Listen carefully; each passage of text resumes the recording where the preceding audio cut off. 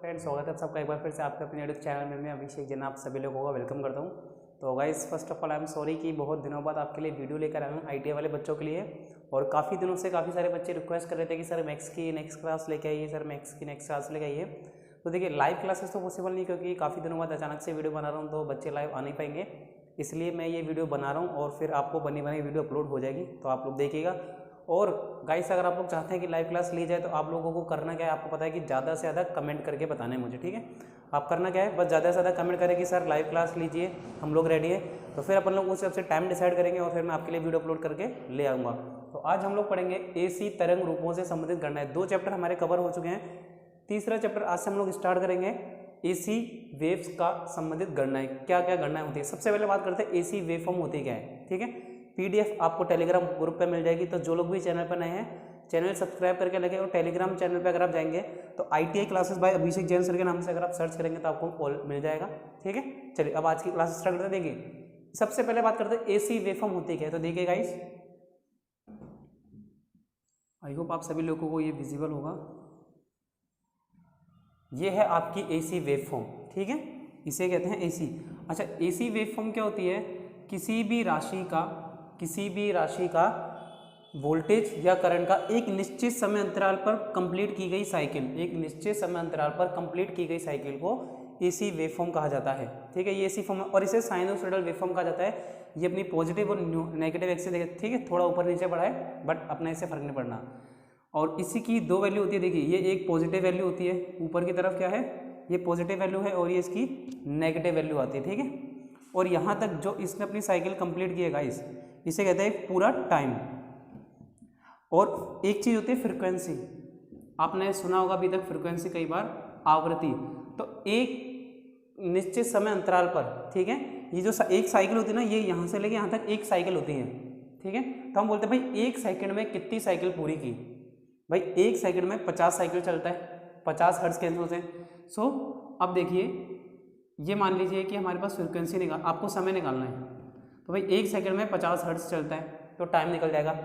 या फिर अगर आप फ्रिक्वेंसी निकालेंगे तो 1/t होता है, यानी कि कितने समय में कितनी साइकिल चली। तो अगर आप मान लीजिए 1 सेकंड है तो 1 साइकिल है, तो टोटल साइकिल चलने में कितना समय लगा, वो फ्रिक्वेंसी है, ठीक है। समय कितना लगा भाई, 20 माइक्रो सेकेंड, कुछ भी हो सकता है, वो हम लोग निकाल लेंगे कैलकुलेशन करके। सबसे पहले हम देखते हैं, अब ये जो वेव फॉर्म है इसके अंदर काफ़ी सारी वैल्यूज है, इसके अंदर काफ़ी सारी कैलकुलेशन है। सबसे पहले देखेंगे, ये जो आपको ये चीज़ दिख रही है, ये होती है पीक, इसे कहते हैं हम लोग पीक वैल्यू। सबसे पहले देखेंगे, ये होती है पीक वैल्यू, ठीक है। यानी कि किसी भी इंस्टेंट पे ये जो पीक वैल्यू देखिए सबसे हाई है। एक होती है पीक टू पीक, तो देखिए यहाँ से लेके यहाँ तक, ऊपर वाला पीक और नीचे वाला पीक, ये आप कहोगे इसे, ऊपर तक ले लीजिए, पीक टू पीक वैल्यू। इसे हम लोग क्या कहेंगे guys, peak to peak value, यानी कि ऊपर वाला टॉप और नीचे वाले टॉप से वैल्यू। एक होता है इंस्टेंट वैल्यू, इंस्टेंट यानी कि तात्क्षणिक वैल्यू। देखिए, किसी भी समय पे मैं अगर वैल्यू लेता हूँ तो वो इंस्टेंट, मान लीजिए मैं इस टाइम पे, ठीक है, ये आपका टाइम है, ये जो वेवफॉर्म होती है टाइम की होती है। मैं अगर इस टाइम पे लेना चाहता हूँ तो यहाँ पे इंस्टेंट वैल्यू आएगी I1, मान लीजिए अगर करंट की वेवफॉर्म है, ठीक है, I मैक्सिमम की है। यहाँ पे लूँगा तो I2 आएगा। तो अलग अलग मैं जिस भी इंस्टेंट पे जहाँ पे वैल्यू लूँगा वो हो गया आपको उसकी तात्क्षणिक मान। चलिए, तो ये हो गया आपका peak to peak value 1 cycle, ठीक है। ये जो है ना, ये इसका, ये जो एरिया है इसका, ये कहलाता है इसका एम्पलीट्यूड, ठीक है। चलिए, ये इसका एम्पलीट्यूड हो गया, पीक वैल्यू हो गई, पीक टू पीक वैल्यू हो गई। और ये एक जो कंप्लीट साइकिल करी उसे हम लोग कहेंगे एक साइकिल, यानी कि और कितने टाइम में कंप्लीट करी, वो 1 टाइम पीरियड होता है। देखिए, यहाँ तक जो एंगल होता है ना, ये होता है 180 डिग्री, यानी कि कई लोग इसे पाई कहते हैं। और ये एक साइकिल कंप्लीट करता है 2 पाई, यानी कि 360 डिग्री में, 2 पाई यानी कि 360 डिग्री में कंप्लीट करता है। यानी कि ये आधा कितना हो गया, 90, ये आधा आपका हो गया 90। तो ये यहाँ से लेके यहाँ तक पूरी क्या है, एक 1 साइकिल है, एक कंप्लीट 1 साइकिल कहते हैं। तो ये है आपकी एसी वेवफॉर्म, और इसमें ये पीक टू पीक वैल्यू, ये इसका एम्पलीट्यूड हो गया, ये कंप्लीट 1 साइकिल हो गई। हाफ साइकिल पाई होती है, कंप्लीट साइकिल 2 पाई में होती है, ये इसकी पीक से पीक वैल्यू हो गई। तो ये कुछ वैल्यूज है जो आपको ध्यान देंगे। अच्छा, अब ये जरूरी नहीं कि करंट ही होगा, ये आपका वोल्टेज भी हो सकता है। यहाँ पे आपका वोल्टेज और करंट दोनों की वेवफॉर्म होती है, ठीक है। और दोनों की वेवफॉर्म अलग अलग चलती है, इन फेज भी चलती है, ठीक है। वो कैसे चलेगी हम लोग बात करेंगे। मान लीजिए करंट ऐसा है तो वोल्टेज ऐसा भी हो सकता है, कैसा भी हो सकता है, वो धीरे धीरे हम लोग एक एक चीज़। अब इस वेवफॉर्म में एसी वेवफॉर्म से संबंधित गणनाएं करनी है। अब इसमें मुझे क्या क्या कैलकुलेशन करनी है, मेन आपके वो फोकस है। तो अब हम लोग वो चीज़ स्टार्ट करते हैं। चलिए तो इसको रफ कर देते हैं। सबसे पहले ये आपको समझ आ गया होगा गाइस, समझ नहीं आया तो वीडियो को बैक कर लेंगे, थोड़ा सा देखिए। ऑनलाइन वीडियो का फायदा क्या है कि आप लोग वीडियो को बैक करके देख सकते हैं। चलिए अब कुछ चीज़ें हैं जो मैं निकालनी, मान लीजिए फ्रीक्वेंसी निकालने का आपने अभी तक जो मोटर वाला चैप्टर, यदि आपने मुझसे मोटर वाला चैप्टर पढ़ा है तो देखिए फ्रीक्वेंसी निकालने का फॉर्मूला, सॉरी स्पीड निकालने का फॉर्मूला था आपका NS = 120F/P। अब अगर मुझे यहाँ से F निकालना है तो मैं कैसे निकाल सकता हूँ गाइस, F ऊपर है तो N/NS × P ऊपर जाएगा और 120 नीचे आ जाएगा। तो इस फॉर्मूले से आप फ्रीक्वेंसी का मान निकाल सकते हैं, ठीक है। ये वो फॉर्मूला जिसकी मदद से आप फ्रीक्वेंसी की वैल्यू को कैलकुलेट कर सकते हैं। अब बात करते हैं साइकिल, ठीक है। अब कुछ छोटी छोटी टर्म्स आएंगी जिसके बारे में हम एक एक करके डिस्कस करेंगे, भाई किस टर्म को क्या कहा जाता है। सबसे पहले देखिए पीरियोडिक टाइम देखते हैं। पीरियोडिक टाइम, पीरियोडिक टाइम को कहते हैं गाइस समय अंतराल, ठीक है, समय अंतराल। यानी कि एक साइकिल को कंप्लीट होने में कितना समय लगा, एक साइकिल को कंप्लीट होने में कितना समय लगा। तो मैंने अभी बताया था अगर आपको समय निकालना है, समय होता है 1/f। समय क्या होता है 1/f, यानी कि कितना समय लगा कितने साइकिल को पूरा करने में। तो t यहाँ पे क्या हो गया टाइम, f यहाँ पे क्या है फ्रीक्वेंसी। तो इस तरह से आप लोग समय अंतराल को कैलकुलेट कर सकते हैं। या फिर अगर आपको फ्रीक्वेंसी का फॉर्मूला निकालना है तो f = 1/t, f = 1/t, यानी कि कितना समय लगा, जितने भी चक्कर मान लेता हूँ भाई मैं 50 चक्कर करूँ, 50 चक्कर करने में कितना समय लगा, वो आपकी फ्रीक्वेंसी हो जाएगी, ठीक है। अब मान लीजिए 50 हर्ट्ज की मेरी फ्रीक्वेंसी है, 50 हर्ट्ज की मेरी फ्रीक्वेंसी, यानी कि 50 बार कंप्लीट हुई साइकिल, ठीक है। जैसे ये जो एक साइकिल थी ना, ये ऐसा 50 बार हुआ, इसको मल्टीप्लाई करो 50 से, ये ऐसा 50 बार हुआ, तो यहाँ पे मैंने 50 लिखा। अब 1/50 करो कैलकुलेट, क्या एक से भाग जाएगा, नहीं जाएगा, पॉइंट लगा 0 आया। अब जाएगा, अभी भी नहीं जाएगा तो एक 0 और लगा, अब 0 एक और आया, अब 2 बार जाएगा तो 0.02 सेकेंड, 0.02 सेकेंड में 50 हर्ट्ज, यानी कि 50 साइकिल पूरी करने में कितना समय लगा 0.02 सेकेंड। और ये पूछ सकता है बताइए कि 0.02 सेकेंड में कितना समय लगेगा, 0.02 सेकेंड में कितनी साइकिल पूरी करेगा। तो वही 1 से डिवाइड करोगे तो देखिए ये 0 हटेगा तो ऊपर 2 0 आ जाएंगे और 2 से काटोगे तो 50। तो आप लोग समय अंतराल को निकाल सकते हो। अगर आपको समय दे रखा हो तो आप फ्रीक्वेंसी निकाल सकते हो, और फ्रीक्वेंसी दे रखी तो समय अंतराल निकाल सकते हैं। ये छोटे छोटे क्वेश्चन भी आपसे एग्जाम में पूछ सकता है। तो पहले हेडिंग क्लियर है, टाइम पीरियड, समय अंतराल, आई होप आप सभी लोगों को क्लियर हो गई होगी। चलिए अब दूसरी देखते हैं। छोटी छोटी अब है ना हेडिंग्स, कैलकुलेशन, गणनाएं करनी है, छोटे छोटे फॉर्मूला आते जाएंगे और वो हम लोग करते जाएंगे। एम्पलीट्यूड, अब हम लोग बात करेंगे एम्पलीट्यूड की। एम्पलीट्यूड को गाइस हिंदी में कहा जाता है आयाम। एम्पलीट्यूड को हिंदी में हम लोग क्या कहते हैं, आयाम। तो अब आयाम क्या हुआ, देखिए ये हमने बनाई थी साइकिल, तो ये जो एरिया है ना, इन दोनों का सम ही टोटल एम्पलीट्यूड कहलाता है। पॉजिटिव और नेगेटिव दिशा में जो वेवफॉर्म खींचते हैं, जो जितने कर्व एरिया में आती है, ये इसका आयाम यानी कि एम्पलीट्यूड कहलाता है। एसी करंट अथवा वोल्टेज का पॉजिटिव तथा नेगेटिव दिशा में माध्य स्तर के सापेक्ष अधिकतम मान, कि ये इसका अधिकतम मान है, ये इसका अधिकतम मान है, तो यही इसका आयाम यानी कि एम्पलीट्यूड कहलाएगा। तो ये आपसे आयाम पूछा जा सकता है लैंग्वेज देके कि बताइए पॉजिटिव तथा नेगेटिव स्तर में जो उसकी पीक वैल्यू होती है, ठीक है, उसे क्या कहते हैं, तो उसे कहते हैं हम लोग आयाम। तो ये हो गया आपका एम्पलीट्यूड की डेफिनेशन। फिर आपसे पूछेगा नेक्स्ट है इंस्टेंटेनियस मान, instantaneous value. Instantaneous value guys क्या होती है, ताक्षणिक मान, ठीक है। और गाइस ये चैप्टर थोड़ा सा आप लोगों को टफ भी लग सकता है, बट आप लोग देखिए अपन लोग पढ़ाई करेंगे तो नहीं लगेगा। ताक्षणिक वैल्यू या फिर मान, तो ताक्षणिक मान कुछ भी नहीं, अभी मैंने समझाया था। मान लीजिए कोई वेवफॉर्म है, अब मैं कहता हूँ यहाँ पे अलग अलग समय, ये टाइम t होता है, ठीक है, ये है 1 सेकंड, 2 सेकंड, 3 सेकंड, 4 सेकंड, कुछ भी मान लो।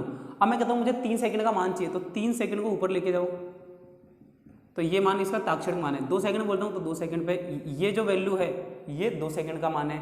1 सेकंड, तो ताक्षणिक मान वो मान जो हमें चाहिए उस समय पे, वही उसका ताक्षणिक मान कहलाता है। इसकी डेफिनेशन बता देता हूँ। एसी करंट अथवा वोल्टेज का किसी भी पल का मान उसका ताक्षणिक मान कहता है। किसी भी पल, अगर आपको 2 सेकंड में मान चाहिए तो ये ताक्षणिक मान हो जाएगा, 4 सेकंड में चाहिए तो मान लो यहाँ तक का मान ताक्षणिक मान कहलाएगा। तो ताक्षणिक मान यानी कि इंस्टेंटेनियस वैल्यू और एम्पलीट्यूड का आंसर आई होप आप लोगों को समझ आ गया होगा। चलिए अब अगला देखेंगे, पीक वैल्यू। तो पीक वैल्यू मैंने बताई किसी भी वेव फॉर्म में, यानी कि ठीक है, किसी भी तरंग रूप में ये देखिए ये इसकी पॉजिटिव वेव फॉर्म है, ये नेगेटिव। तो पीक वैल्यू पहली बात तो पॉजिटिव भी हो सकती है और नेगेटिव भी हो सकती है। अगर आप पॉजिटिव साइड में पॉजिटिव एम्पलीट्यूड में देखोगे तो ये इसकी पीक वैल्यू हो गई और नेगेटिव साइड में ये इसकी पीक वैल्यू हो गई।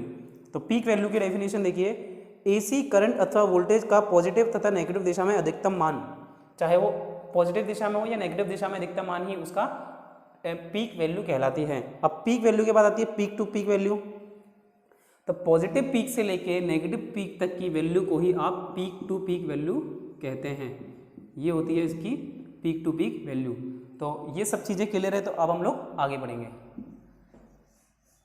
और गाइस प्लीज़ देखिए, वीडियो आप लोग रिक्वेस्ट करते हैं ठीक है, बट आप लोग मेरी भी रिक्वेस्ट माना कीजिए कि इस वीडियो को ज़्यादा से ज़्यादा लोगों के साथ शेयर किया कीजिए। हम आपकी रिक्वेस्ट मान के वीडियो बनाते हैं, तो आपका काम क्या बनता है कि हम भी सर की रिक्वेस्ट मान के अपने ज़्यादा से ज़्यादा दोस्तों के साथ इस वीडियो को शेयर करें। चलिए अगला टॉपिक देखते हैं। अब अगला है गाइस आरएमएस वैल्यू। आरएमएस कई बार आपने पढ़ा होगा, आरएमएस यानी कि root mean square, root mean square, ठीक है। रूट मीन स्क्वायर के बारे में देखिए, इसके बारे में हमें ज़्यादा जानकारी नहीं इकट्ठी करनी है, सिर्फ क्या ध्यान रखना है, ये रूट मीन स्क्वायर करंट का भी निकालते हैं और वोल्टेज का भी निकालते हैं। और वीएमएक्स को हम लोग कई बार ईएमएक्स भी लिखा दिखाई देगा, कंफ्यूज नहीं होना है।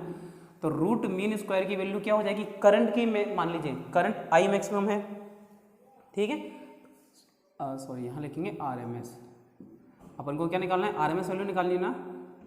तो देखिए मान लीजिए अगर आपको कुछ भी वैल्यू दे रखी है, मान लीजिए करंट है 20 एम्पियर और वोल्टेज है आपका 220 एम्पियर, तो अब आपको निकालना क्या है, रूट मीन स्क्वायर वैल्यू यानी कि आरएमएस वैल्यू।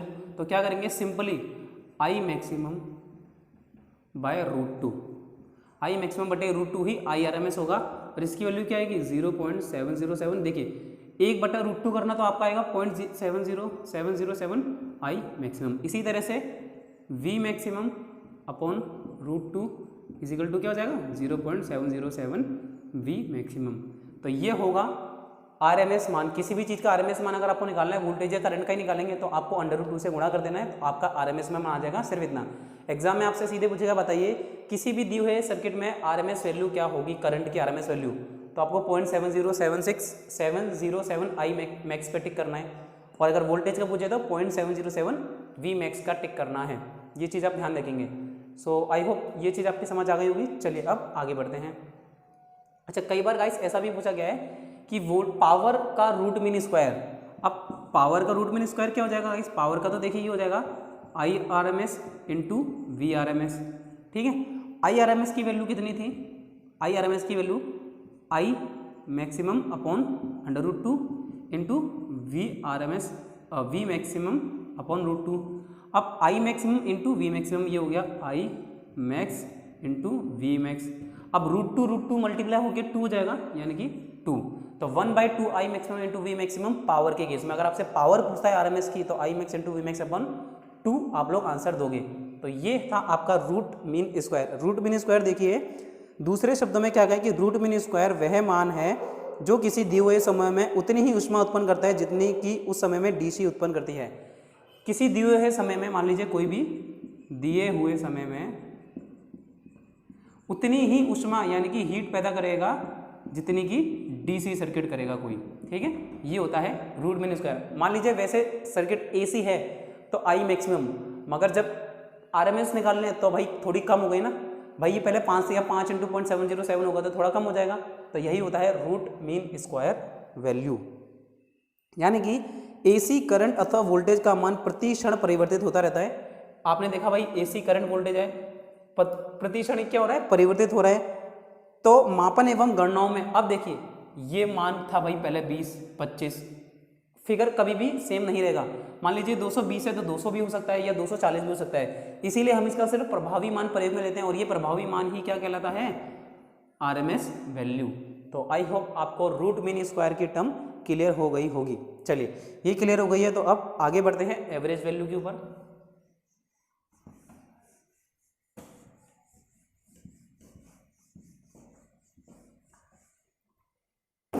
अब आपसे पूछेगा कोई भी एवरेज वैल्यू क्या होगी। अब एवरेज वैल्यू भी किसकी निकलेगी गाइस, करंट की एवरेज वैल्यू भी निकल सकती है और वोल्टेज की भी एवरेज वैल्यू निकलेगी। ठीक है, एवरेज को मैंने शॉर्ट में क्या लिख दिया, AVG। करंट की एवरेज वैल्यू अलग निकलेगी और वोल्टेज की एवरेज वैल्यू अलग निकलेगी। चलिए, अब एवरेज वैल्यू क्या है, मान लीजिए आपको अलग अलग करंट की वैल्यू दे रखी है। ठीक है, 5 एम्पियर, 10 एम्पियर, 15 एम्पियर, क्या करो, उन सबको जोड़ो और जितनी क्वांटिटी है उससे डिवाइड कर दो। ठीक है, यानी कि देखो I1 plus I2 plus I3, मान लीजिए 3 करंट है तो 3 से डिवाइड कर दो। ठीक है, या फिर अगर n करंट है प्लस डेट डेट डैश IN, तो अपन डिवाइड किससे करेंगे, नंबर ऑफ n से डिवाइड कर देंगे और यही आपका I एवरेज आएगा। इसी तरह से अगर मैं बात करूं वोल्टेज की, तो वही वोल्टेज के केस में करेंगे अपन लोग अपॉन n। तो ये हो गया आपका एवरेज करंट और एवरेज वोल्टेज का फॉर्मूला।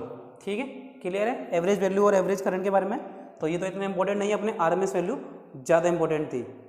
चलिए, मगर अब देखिए, अब एवरेज वैल्यू पता नहीं क्या आएगी और वोल्टेज की एवरेज वैल्यू पता नहीं क्या आएगी, इसीलिए हम लोगों ने एक फिगर सेट कर रखा है जिसके अनुसार अपन करंट मानते हैं। तो देखिए ये है 0.637 I मैक्सिमम, यानी कि एवरेज करंट का मान फिक्स कर रखा है 0.637 और इसी तरह से एवरेज वोल्टेज का मान भी 0.637 V मैक्सिमम ये फिक्स कर रखा है। तो आपको यही वैल्यू याद करनी है, 0.637 I मैक्सिमम और 0.637 V मैक्सिमम वोल्टेज और करंट का एवरेज वैल्यू।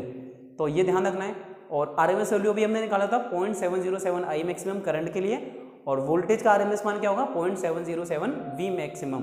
तो ये कुछ चीज़ें हैं जो आपको ध्यान रखनी पड़ेगी क्योंकि ये डायरेक्ट आपके एग्जाम में आएंगी। ठीक है, डायरेक्ट दे रखा होगा ऑप्शन में और आपको आंसर देना है बस। चलिए अब आगे देखते हैं। और आप लोगों को समझ आ रहा है तो बीच बीच में आप लोग वीडियो में कमेंट करते रहे, जरूरी नहीं है आप एक बार कमेंट करें, आप 2 से 3 बार भी कमेंट कर सकते हैं। चलिए अब बात करते हैं पीक फैक्टर, एक निकाला जाता है पीक फैक्टर या फिर हम लोग इसे हिंदी में एक और नाम है इसका क्रेस्ट फैक्टर। अब आप बोले कि सर इसका हिंदी और इंग्लिश में क्या नाम, हिंदी में क्या नाम दे रखा है, तो इसको हिंदी में किताब में आपकी लिख रखा है पीक फैक्टर। ठीक है, लीजिए भाई किसी बच्चे को नाराज करना नहीं है तो हिंदी और इंग्लिश दोनों में नाम लिख दिया क्रेस्ट फैक्टर। ठीक है, चलिए ये आपका हिंदी में नाम हो गया और इंग्लिश दोनों में नाम हो गया। तो AC तथा DC वोल्टेज के पीक वैल्यू तथा प्रभावी यानी कि RMS मान के रेशो को, यानी कि जो पीक फैक्टर की वैल्यू देखिए कैसे दे रखा है इसने, पीक फैक्टर को FP कर देते हैं। ठीक है, या फिर अपन लोग हिंदी में लिख देते, इंग्लिश में लिख देते हैं नाम पीक फैक्टर। पीक फैक्टर बराबर, अब देखिए पीक फैक्टर की वैल्यू इसने क्या कह रखी है, किसी भी वैल्यू का पीक वैल्यू, ठीक है, किसी भी चीज की peak value upon RMS value, peak value और RMS वैल्यू के रेशो को ही क्या कहा जाता है, पीक फैक्टर कहा जाता है। अब भाई किसी की भी पीक वैल्यू क्या निकाली थी, मान लो अब मैं करंट का निकालता हूं तो I पीक, ठीक है, I पीक निकालता हूं, क्या होगा, पीक वैल्यू कितनी थी करंट की, I मैक्सिमम।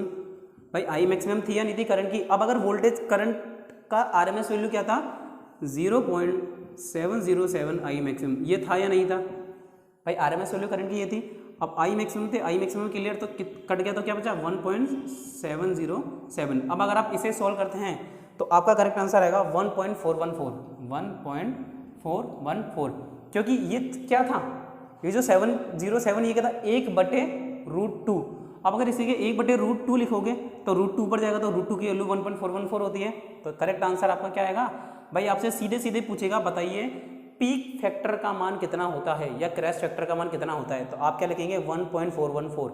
सीधा सीधा एग्जाम में क्वेश्चन आएगा, तो ध्यान रखना है पीक फैक्टर का मान 1.414 होता है। सो आई होप आप लोगों को ये चीज़ भी क्लियर हो गई होगी। तो ये है आपका पीक फैक्टर या क्रेस्ट फैक्टर का फॉर्मूला।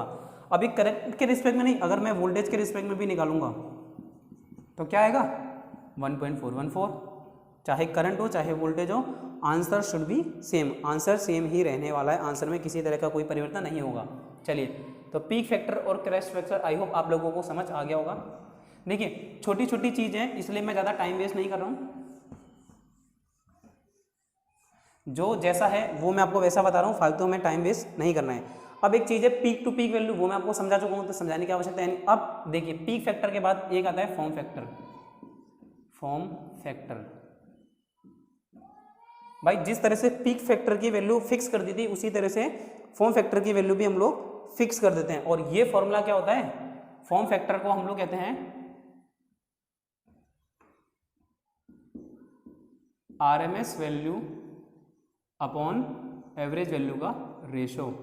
आरएमएस वैल्यू और एवरेज वैल्यू के रेशियो को हम लोग क्या कहते हैं, form factor. RMS value upon average value के फॉर्मूले को हम लोग फॉर्म फैक्टर कहते हैं। चलिए, तो आरएमएस वैल्यू और एवरेज वैल्यू बता दिया कि इसने, इसके रेशियो को हम लोग फॉर्म फैक्टर कहेंगे। चलिए, अब मान लेता हूँ कि मैं फॉर्म फैक्टर किसका निकालता हूँ, करंट का फॉर्म फैक्टर निकालता हूँ। तो आरएमएस वैल्यू क्या थी, 0.707 आई मैक्सिमम, और एवरेज वैल्यू कितनी निकाली थी अपन ने, 0.637 आई मैक्सिमम। तो भाई इससे ये कैंसिल हुआ नहीं हुआ पूरी बात, ठीक है। अब 0.707 में 0.637 का भाग दोगे तो क्या आएगा, 1.11।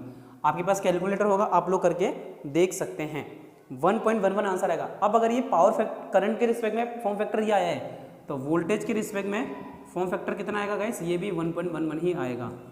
तो ये वैल्यू फिक्स हो गई, यानी कि पीक फैक्टर या क्रेस्ट फैक्टर आपसे पूछे तो 1.414 आएगा, और अगर आपसे फॉर्म फैक्टर की वैल्यू पूछे तो 1.11। अब इन दोनों के चक्कर में काफ़ी बार बच्चे कंफ्यूज हो जाते हैं, तो नहीं होना है।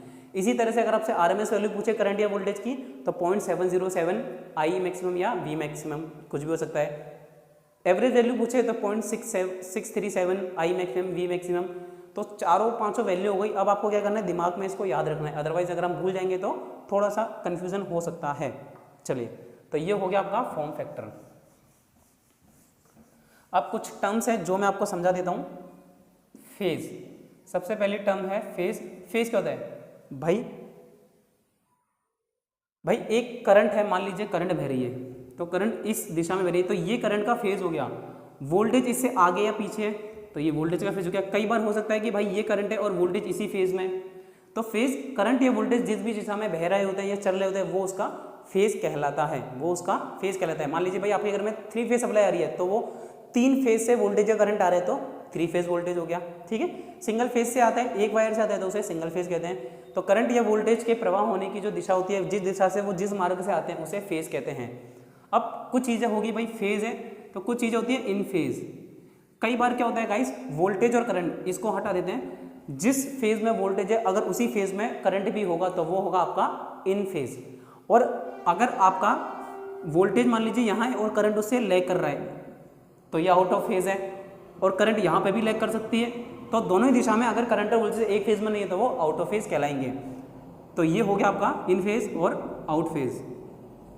इन फेज भी हो गया और आपका आउट फेज भी क्लियर हो गया। चलिए, अब दूसरी चीज की बात करते हैं।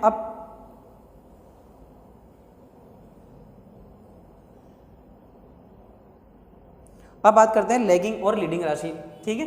लैगिंग क्या होता है गाइस, ये देखिए, ये होता है एक लैगिंग और एक होता है आपका लीडिंग। तो लैगिंग यानी कि देखिए ये वोल्टेज है। अच्छा, इसको ध्यान से समझेंगे। मान लेते हैं मैं इसको हटा देता हूँ, ठीक है। अब वोल्टेज के रिस्पेक्ट में ये मेरा क्या है, रेफरेंस पॉइंट, ये रेफरेंस, ये वोल्टेज है। अब ये से पीछे है ना, वोल्टेज के रिस्पेक्ट में करंट क्या है, पीछे, तो ये लैग कर रहा है, ठीक है। लैगिंग का मतलब क्या होता है, पीछे चलना, और लीडिंग का मतलब लीड करना या आगे चलना। एक होता है ना भाई, ये मुझे लीड कर रहा है इतने रन से या कुछ भी है, तो लीड करना, और लैग करना पीछे।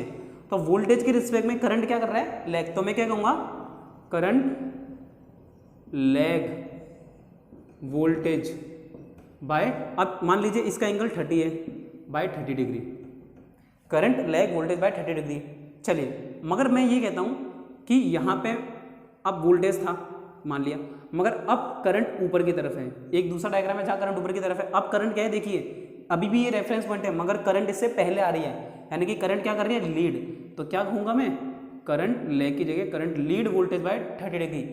चलो, अगर मान लो ये रेफरेंस होगा, अगर करंट रेफरेंस है, ये रेफरेंस मान लिया, तो मैं क्या कहूँगा भाई, वोल्टेज ये आगे है और ये इसके पीछे चल रहा है, तो वोल्टेज लीड लैग कर रहा है, वोल्टेज लैग कर रहा है यानी कि पीछे। अब हिंदी के नाम क्या है गाइस, इसके पश्चगामी।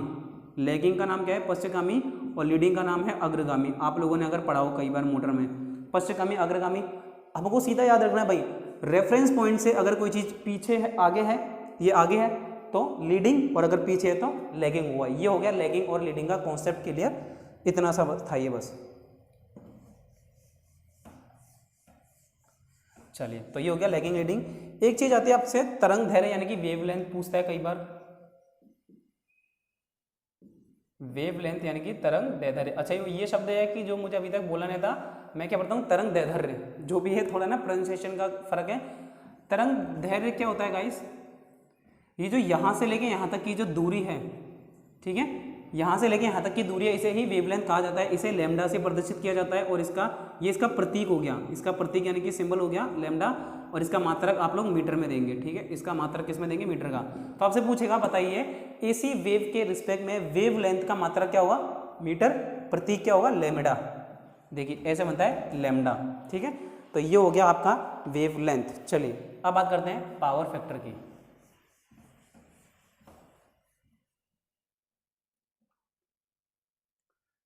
अब बात करेंगे पावर फैक्टर के बारे में। सब लोग जानते हैं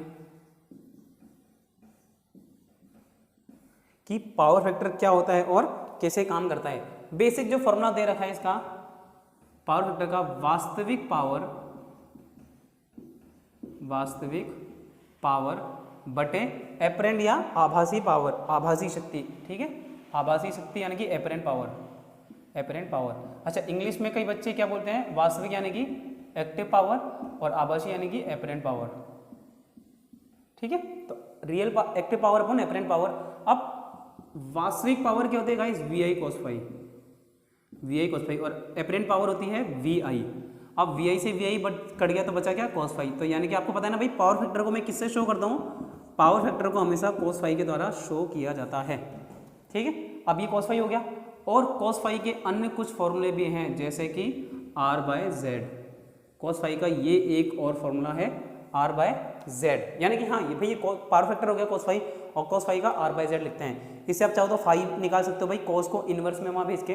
तो cos फाई का मेन फॉर्मूला हो गया R/Z, और पावर फैक्टर आपका cos फाई कहलाता है। तो ये चीज़ आपको ध्यान रखनी है, यानी कि टोटल भाई आपका पावर फैक्टर cos फाई होता है। और cos फाई कैसे निकाला जाता है, किसी भी सिस्टम का रेजिस्टेंस अपॉन इम्पीडेंस से गुणा करके। तो पावर फैक्टर हो गया cos phi is equal to R/Z। तो आई होप ये चीज़ आप लोगों को क्लियर हो गई होगी। अब अपन आगे बढ़ते हैं। अच्छा कई लोग सोच रहे होंगे सर जल्दी जल्दी पढ़ा रहेगा, इस जल्दी नहीं है। यूट्यूब पे क्या है, आप लोग इसे दोबारा देख सकते हैं, समझ नहीं आ रहा एक बार। और ये याद करने की चीज़ है भाई, cos phi is equal to R/Z fix है, ये आपको याद ही करना है, इसमें मैं कुछ नहीं कर सकता। R रेजिस्टेंस है, Z इम्पीडेंस है, हिंदी में प्रतिरोध और प्रतिबाधा कहते हैं इसे। बस इसमें बताने जैसी कोई चीज़ है ही नहीं। पावर फैक्टर को हिंदी में अगर किसी को जानना है तो भाई शक्ति गुणक। कई बच्चे हैं जो इंग्लिश और हिंदी में कन्फ्यूज रहते हैं, और मैं पूरी कोशिश करता हूँ कि आपको हिंदी इंग्लिश में बताऊँ, ठीक है।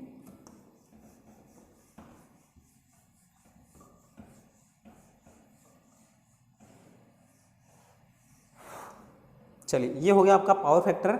अब बात करते हैं वैल्यू ऑफ पावर फैक्टर की। तो पावर फैक्टर की वैल्यू अलग अलग चीज़ों के लिए अलग अलग होती है, वैल्यू ऑफ पावर फैक्टर।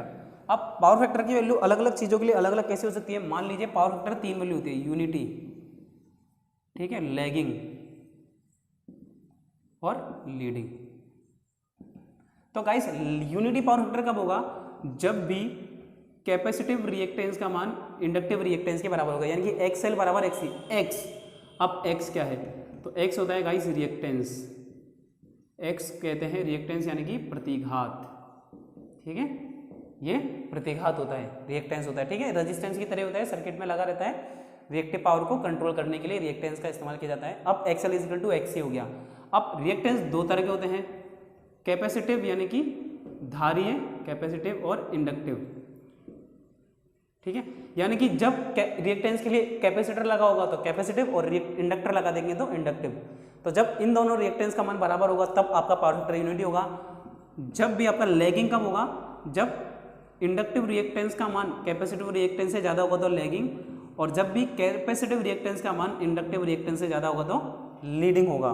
तो ये कुछ पॉइंट है जो आपको ध्यान रखने हैं, अगर लैगिंग के केस की ध्यान रखनी है, ठीक है। तो ये चीज़ आपको ध्यान रखनी भाई, जब भी इंडक्टिव चीज़ें हमारे पावर फैक्टर को लैग करवाती हैं, और अगर आपको पावर फैक्टर इंप्रूवमेंट करना है तो आपने पढ़ा होगा कि हमें कैपेसिटर लगाना पड़ेगा पावर फैक्टर इंप्रूवमेंट के लिए। कैपेसिटर, तो कैपेसिटर पावर फैक्टर को इंप्रूव यानी कि लीड करेगा, आगे की तरफ ले जाएगा। तो इसीलिए जब भी पावर फैक्टर XC रिएक्टेंस का मान ज़्यादा होगा तो पावर फैक्टर इंप्रूव करेगा। तो ये कुछ चीज़ें हैं जो आपको समझनी है और याद रखनी है। अब बात करते हैं कि भाई पावर फैक्टर यूनिटी होगा, ठीक है। अब देखिए एक यूनिटी के बाद Z बराबर क्या होता है पता है, Z की वैल्यू अभी अपन ने cos फाई बराबर क्या पढ़ा था, R/Z। तो Z होता है guys R² plus X², R² plus X²। अब ये X² भी क्या होता है, XL प्लस XC। R² का मान क्या होता है, XL माइनस XC होता है, ठीक है, ये जो x है इसका मान ये होता है। अब इसको देखते हैं, अब अगर XL माइनस XC का स्क्वायर हो गया x, अब अगर, और ये देखिए ऐसे कर लीजिए, ठीक है, ऐसे कर लेते हैं, नीचे लिखते हैं, तो अब अगर ये दोनों बराबर है तो ये 0 हो गया, तो r स्क्वायर अंडर रूट क्या हो गया, r बचा, तो z की जगह क्या आ गया, r आ गया। अब फॉर्मूला क्या था, cos phi is equal to r upon Z, तो z का मान तो क्या हो गया, r हो गया, तो r से r कट गया यानी कि 1। तो जब भी XL बराबर XC होगा तभी आपका पावर फैक्टर का मान 1। यूनिटी का मतलब क्या है गाइस, 1, ठीक है, और पावर फैक्टर का मान हमेशा 1 से कम ही होता है। यूनिटी यानी कि फुल वैल्यू हो गई, ठीक है, 100%, जबकि इससे कम ही रहता है। तो ये हो गया वैल्यू ऑफ पावर फैक्टर। अब पावर फैक्टर लीडिंग भी हो सकता है और गाइस लैगिंग भी हो सकता है, ठीक है। जब भी इंडक्टिव यानी कि प्रेरकत्व गुण वाली चीजें होगी तब वो लैग करेगा, और कैपेसिटिव यानी कि संधारित्र वाले गुणों की चीजें होगी तब वो लीड करेगा। चलिए, अब कुछ चीजें और हैं जो हमें देखनी है अभी।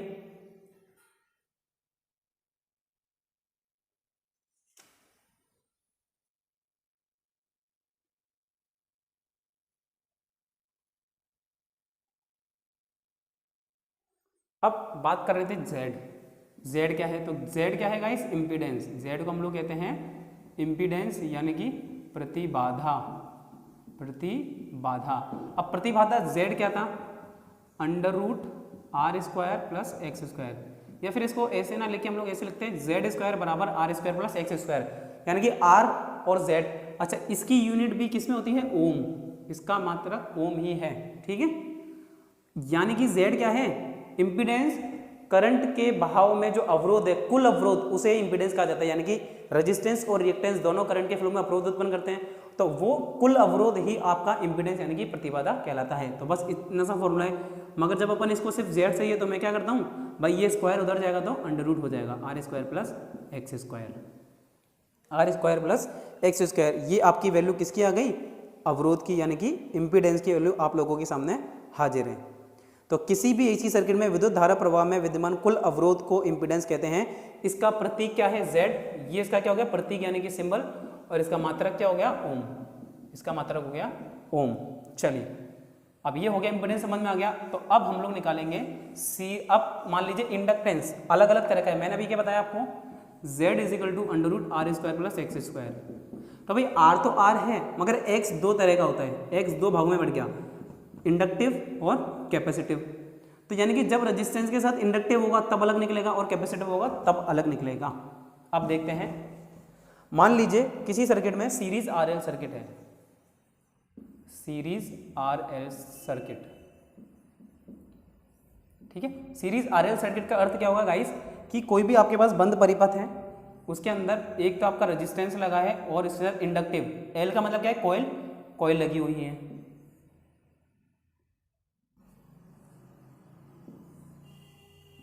ठीक है। मैंने इसको क्या दे दिया, एसी सप्लाई दे दी। मैंने इसको आप लोगों को, देखिए ये हो गया आपका रेजिस्टेंस और ये हो गया आपका एल यानी कि इंडक्टेंस।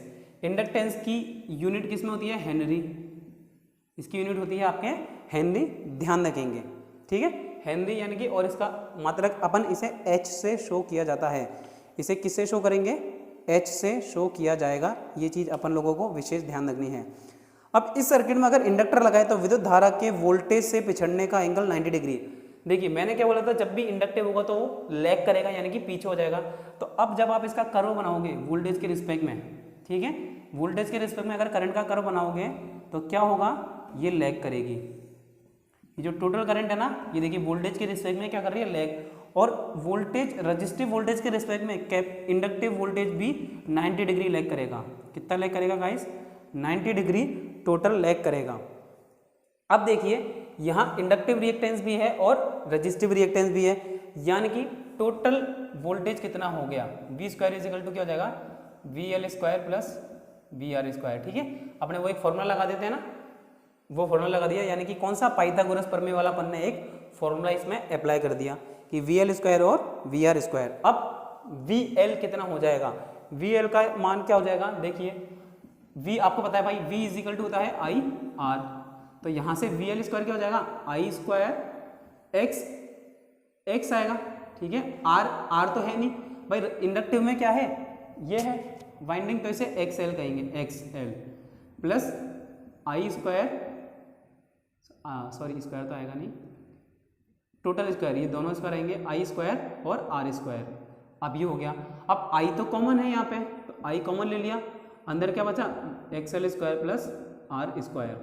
ठीक है, अब ध्यान रखना जेड क्या है, ओम इसका मात्रक है, यानी कि ये एक तरह से रेजिस्टेंस ही हो गया, और रेजिस्टेंस का फॉर्मूला क्या होता है गाइस, वी बाई आई। ठीक है, ध्यान रखना, और यहाँ पे वी स्क्वायर तो ऑलरेडी है ही है। ठीक है, अब यानी कि क्या करेंगे, वी स्क्वायर और ये आई स्क्वायर नीचे आ जाएगा, तो क्या बचा यहाँ पे, R square plus XL square, बचा नहीं बचा। अब v बाई आई का स्क्वायर क्या है, v बाई आई क्या है, आर है ना, सॉरी जेड, आर होता है, ये आर तो था, मगर इस आर को अपन जेड भी तो लिख सकते हैं ना, टोटल इंपीडेंस है, तो z इजिकल टू भी वी आई होता है। ध्यान रखेंगे अपन, अगर z की वैल्यू निकालनी तो v बाई आई करके भी निकाल सकते हैं, तो ये v बाई आई की जगह मैं जेड स्क्वायर लिखूंगा, और जेड स्क्वायर इधर है और उधर R square plus XL square तो था ही। अब अगर आपको सिर्फ z की वैल्यू निकालनी है तो अंडर रूट करके R square plus XL square कर दो।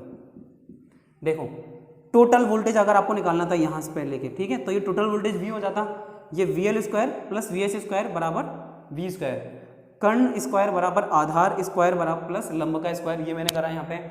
अब वी एल स्क्वायर क्या हो गया, I into X, I into R, अब आर और एक्स एक ही चीज़ तो है, तो ये एक्सएल, इंडक्टिव के केस में एक्सएल हुआ और यहाँ आई आर आ गया, दोनों का स्क्वायर करा, आई दोनों में कॉमन है तो बाहर ले लिया, XL square plus R square बचा, आई को मैंने बटे में भेज दिया, तो V square by I square हो गया, और वी बाई आई जेड का फॉर्मूला होता है, तो जेड लिख दिया यहाँ पे, और बस आपकी कैलकुलेशन आ गई।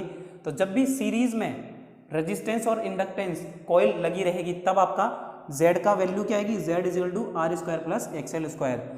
परंतु गाइस अगर यही जेड रेजिस्टेंस की जगह कैपेसिटेंस लगा रहता, रेजिस्टेंस की जगह कैपेसिटेंस लगा रहता, तब आपका फॉर्मूला क्या था, R square plus XC square, R square plus XC square. ये भी चीज आप लोग ध्यान रखें।